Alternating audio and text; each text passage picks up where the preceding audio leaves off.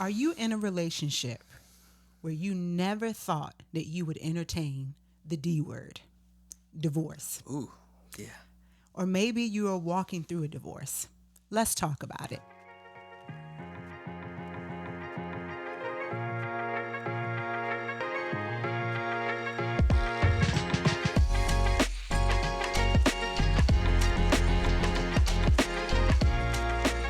Welcome to the Then Comes Love podcast. We're your hosts, the Butlers, Wendell and Anidra.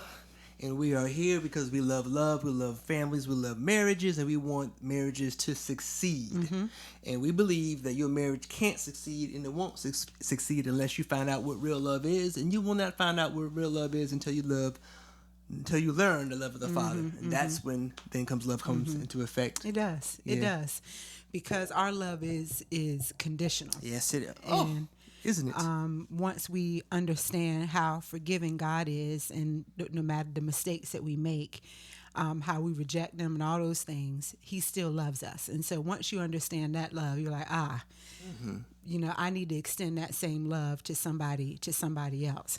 But we want to talk about our goal in this is to talk about real life topics. Yes. That we know are either that we walk through or maybe that hit close to home for us.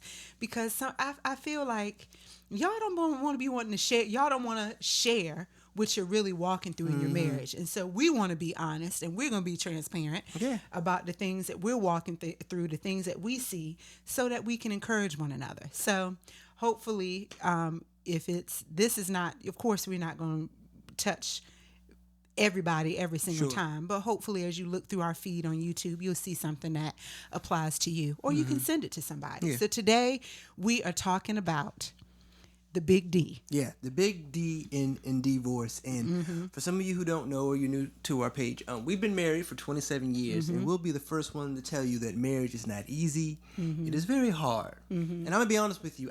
Give me straight, baby. Give me straight. Go ahead. I will be the first one to tell you that in our time of marriage, I have thought about divorce quite a bit.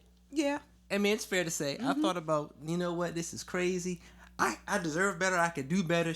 Or vice versa. And she probably says, I deserve better. I can do better. Yeah. And there have been times it was like, I know there's been times you looked at me and was like, psh. Forget this. And there's been times when I looked at you and rolled over and was like, why are you still here? But, and to say some of those feelings it's normal, right?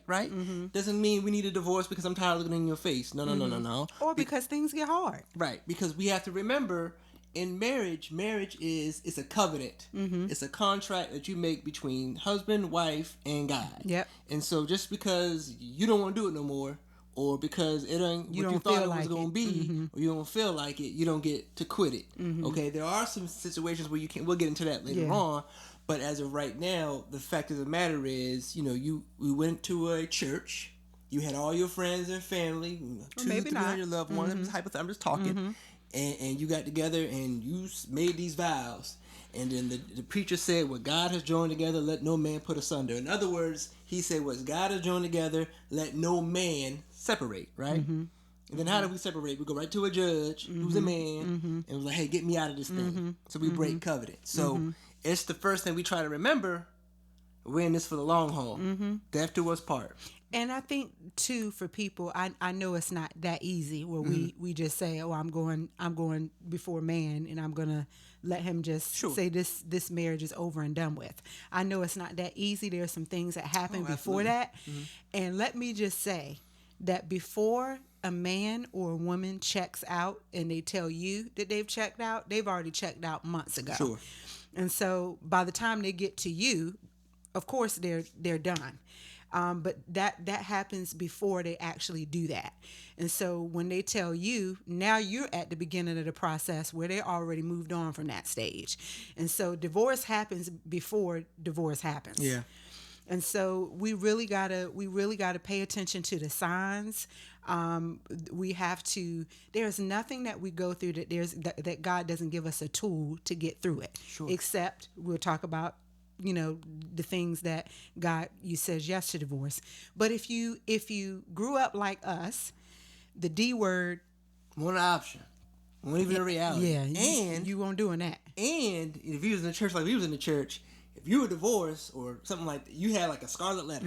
What did you do wrong? Something ain't right in your marriage. Something ain't right in your life. Your relationship with God is fake. You're not a real Christian. You a heathen. And I mean, that's just you tell somebody, oh, we're getting divorced. It's like, don't you trust God? Don't you believe in God? It's just such a surprise.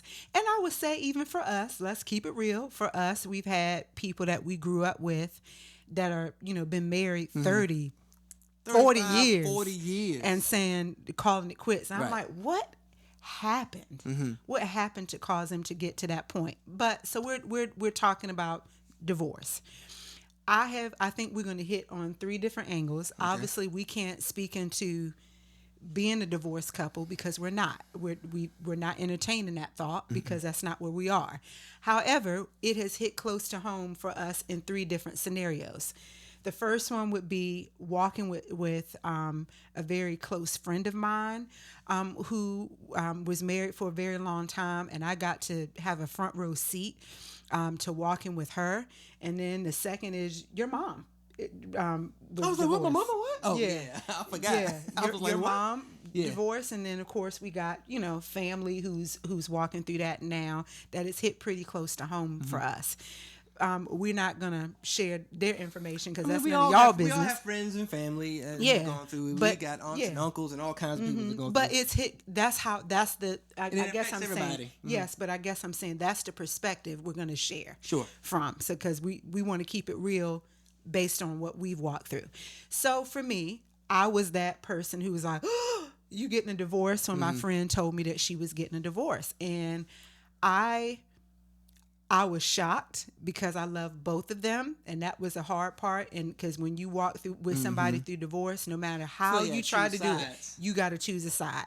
And even though I didn't want to choose a side, I was forced to kind of choose a side because anyway, you putting yourself in the middle, and if you agree with this person, somebody feeling some type of way. If you agree with that person, and they feeling some type of way. So regardless, you got to pick a side. And anybody who tells you that you don't, they're lying. Let me know, because I like to hear from you. Yeah, so you got to pick a side. So when she was walking through that, I knew that I needed to be there for her. I knew that, however, I knew I needed to walk with her, but I also stated how I felt about it. That she knew that I didn't agree with it. I didn't agree with the things that she was saying. However, that was not my bed that I was lying in. That was hers. And so I had to trust that she knew that she was making the best decision for her. I would say, regardless whether you're walking with somebody through a divorce, no matter how close it hits home for you, it is not your decision to make to tell that person, go get the divorce or not to get the divorce. I could not speak into that. I said how I felt about it, but at the end of the day, you got to know that you're making the right decision for you. Because again, I ain't sleeping in that bed. Maybe there's something happening behind closed doors that I don't know about. And so no matter what I felt, I still supported. She knew I didn't support. And that was, anyway, she knew I didn't support the divorce per se, but she knew I supported her. Basically saying, I'm going to love you. I don't agree with you. Yeah. But I'm still gonna love you and be there for you because you're my friend. Yeah. Because there were some people at that time that they got upset with her. Yeah, and cut her judging off and like, you can't get a divorce and blah blah blah blah. That's not on us to say. Yeah. That's not, because we can't judge people and why they make the decision that they make. So I chose to walk with her through that. But I remember, and I shared this with her. She's my BFF, and I told her, I said, hey, one day we were sitting out on the porch, and I watched her walk through some stuff. Even though it was her decision, I watched her walk through some stuff. And you would think that, oh, well, you wanted to get divorced, it's going to be That's easy. What you get, Yet it totally was not like that. She walked through some stuff. I was going to say that I remember telling her that one of the things I felt the Lord told me was, Anidra, let it go. Because, I was like, you don't want to do this. You don't, telling her are you sure? Because it's in your DNA. It's in your DNA are you sure? I didn't tell her like yes and no, but I'm like, are you sure? You sure you're making the right decision? And I kept going back and forth with it. And I felt like the Lord was like, look, there's life after divorce. I mean, her life ain't going to be over after getting a divorce, even if she makes a mistake. It ain't going to be whatever. And so I was like, oh. And now there's life after divorce for her. But I wanted to say that divorce is like a death. No, it is. It is a death. And so it's like you grieve it and you all of those things, which I didn't imagine that would even play into it, but it is. And so sometimes things have to die. The way you knew your marriage before, the way it was, the way you did things before, sometimes that has to die. Maybe we talked about this before, how when we were married at 20. I'm not the same person that I was 27 years ago, 10 years ago, 5 years ago. We're always changing. And so sometimes the way that you did your marriage when you first got married, you don't want to do that anymore. And that has to die. And so in order for something to be resurrected, something has to die. And so it is a loss. You grieve it and like a real death. And it affects more than just the two of you. Yes. It affects a whole lot of people. And there's so many people that look at you, because nobody really knows your business. All they know is you've been married and now for you're a long time. Yeah. They see you once a week, either in church or whatever, and they say to their girlfriend or their boyfriend, man, I want to have a marriage like that. Not even knowing the dirt. And so when you separate, there's people who look at you and lose hope. There's people that look at you and like dang. If they getting divorced, I wonder what. Yeah. So yeah. And I'm not saying you live your life for other people, because you don't. But I'm just saying there's people who are affected by the decisions that you make. And so yeah, as you were saying before, like, marriage is a death. When we first started this in the beginning of this episode here, we just said that marriage is a covenant. And I know oftentimes in biblical times when you break covenant, the punishment was death. And so the two being one flesh, that flesh is dead. And so now you're out here, and it's like, what now? What now? And so yeah, you talked about people in our life who've gone through divorce, and my mother, who I forgot that until you said it, but yeah, so she was married before she married my father. They had 2 children, my older brother and sister. And it wasn't a healthy situation. There was a lot of physical activity going on. Fighting, and they might have been 20 at the time, but they were fighting. Mom, was fighting. Dad, and then their father was fighting, and it was really abusive, and it wasn't a good situation for the children to be in. Okay, and so I know this for a fact. Nobody wants you to get hit on every day. Nobody's asking you to be married to somebody that can't keep their hands off you. That is grounds for leaving immediately. Nobody needs to be in a situation where they're not safe, physically, and yeah, you need to get out of there, because most of those situations, a lot of those situations, they can turn fatal. So, and we are seeing that even now, and the news. Because we're in Virginia. Who was our former lieutenant governor? Yeah, so yeah, it's a real deal. It's a real thing. So if he don't know how to stop hitting you in the face, you got to go take your kids, or if you call somebody. If we get to sneak out, don't worry about packing your clothes. Yeah, we will get you some more. And it's 2026, and y'all females be hitting on people like Mike Tyson too. So we gonna say the same thing. And I won't even say if maybe he's not hitting you, but you don't feel safe. That's like fine. He's threatening, saying things or doing things that you're uncomfortable with. Get out. Yeah, but especially hitting you though, because we don't play that. So. Yeah, and so you've witnessed firsthand. Well, not I ain't firsthand, but I heard stories. But through your siblings, stuff, yeah. how that affected them. Well, they saw violence, so they became violent. Art imitates life. I remember my brother and my sister who would always tell stories about how they would get in fights in middle school and in high school, and they were like really, really, really bad. They laugh about it now, but the fact of the matter is, they fought each other so much because that's what they saw. So they thought that was normal. They thought that's just what you did. Hey, it's my turn to watch TV. No, give me the remote, and they fighting. I don't even think remotes was around back then. I'm using it for an example, but they would just fight over whatever, and so.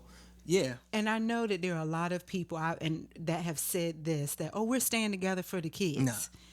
Really, I get that, but you are modeling something before them about what marriage is supposed to be when y'all going at it all the time, and you know what I'm saying? Like I think about, especially women, when your daughter, you have a daughter or a son who's watching you being, talked down to, or watching you be aggressive to your husband, because whatever, vice versa. We are teaching our kids how to be husbands and wives by what we tolerate. Not just by what we do, but what we tolerate. And so you stand in a marriage that your husband is whatever, or you stand in a marriage because your wife is whatever, and you think you're helping the kids, you're doing more harm to them than you are helping them. Yeah. Unless you can really be mature about it and really co-parent very well. Still, you think you hiding that from kids, and they know that y'all don't.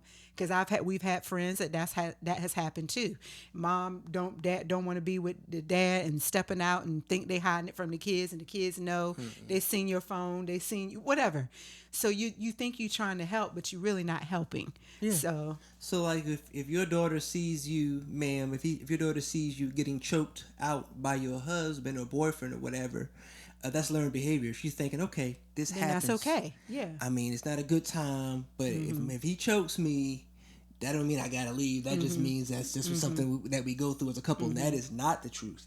So if you can't do it for yourself, do it for your kids. Now, Nidra and I, we're not here saying, hey, y'all need a divorce. That's not our thing. But what we're saying is, oftentimes growing up, in the church, people look at divorce like you wearing that scarlet letter, and that I'm just letting you know that's not always the case. God has somebody for you. Yeah, and so if that ain't him, if that ain't her, then he got somebody else. And then, like I said, there's other situations where you have a covenant as husband and wife and being married, but you have some situations where the spouse just can't keep covenant. God does not want you to be in covenant with somebody who continuously breaks covenant with you and can't keep their thing in their pants. I'm trying to say. That's what I'm trying to say.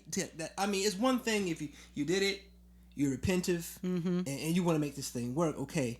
But time after time after time after time, it's like, come on, you got all these folks in your bed in your house, and it's just not. It's just that's not. Don't let somebody disrespect you in that way, and not just males.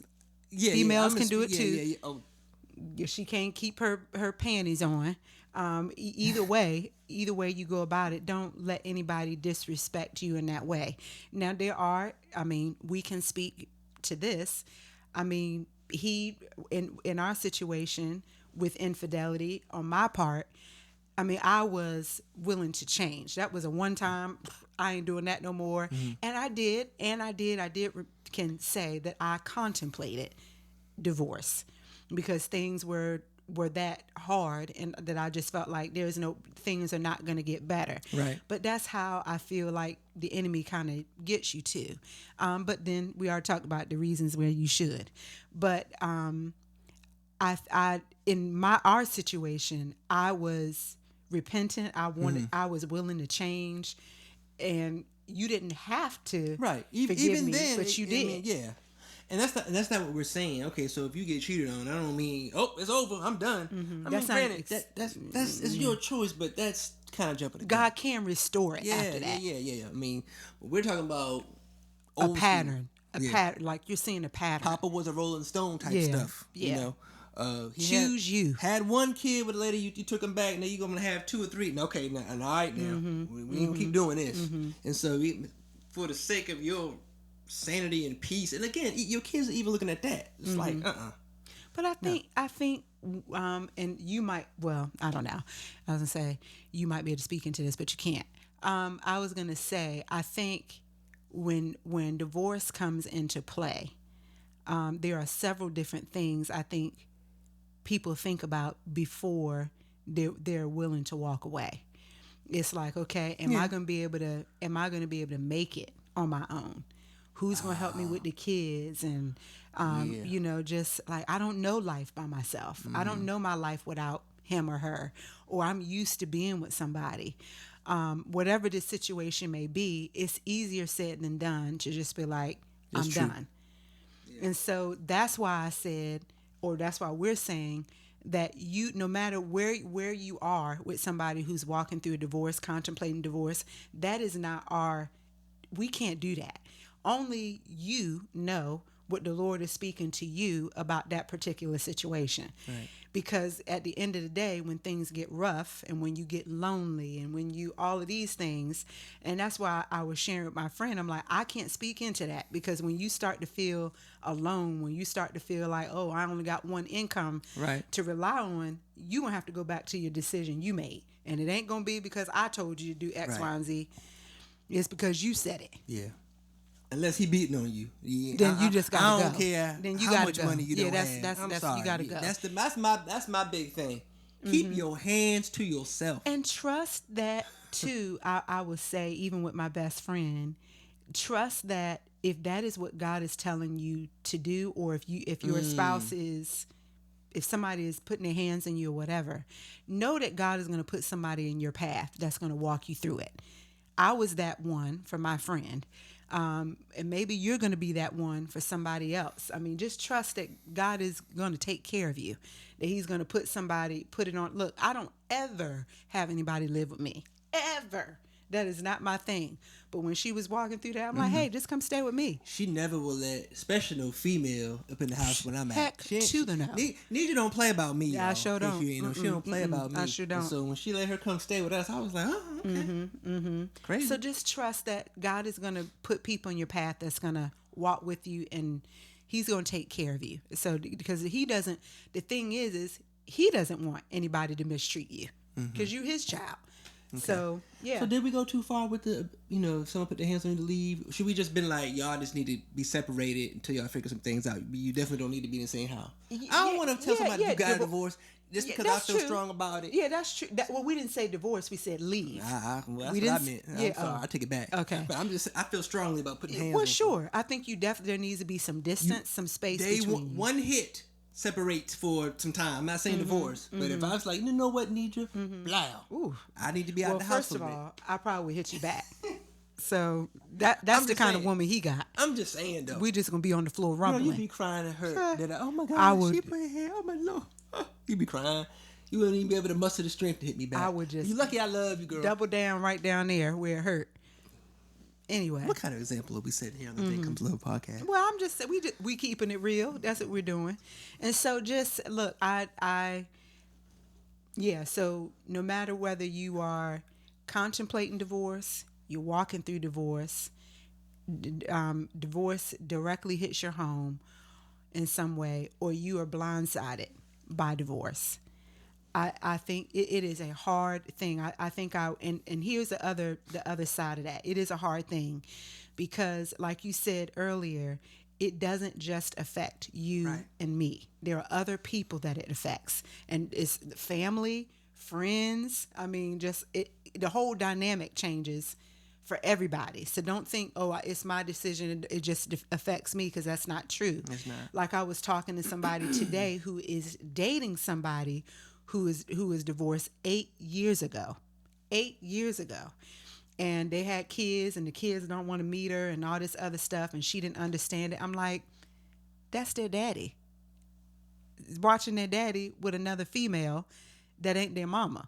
And you think that they just gonna accept you? That's not how that works.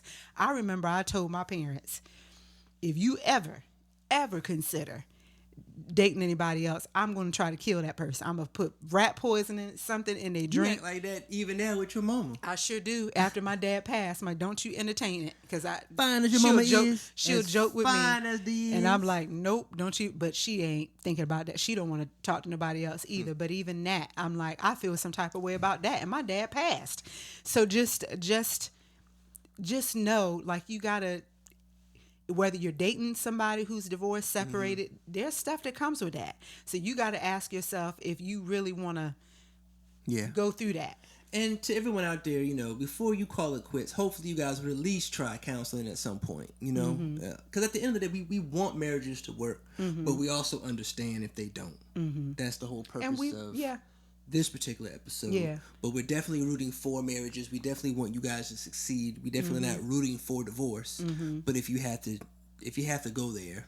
Yeah. I have someone that we know that they did get divorced and they got remarried. So, again, sometimes things have to die in order to be resurrected. And so just for those of you who are walking through divorce, I would just encourage you, God will give you that peace if you're making the right decision. If you don't have a peace about it, then I would just pause, because whatever he's in, he brings peace.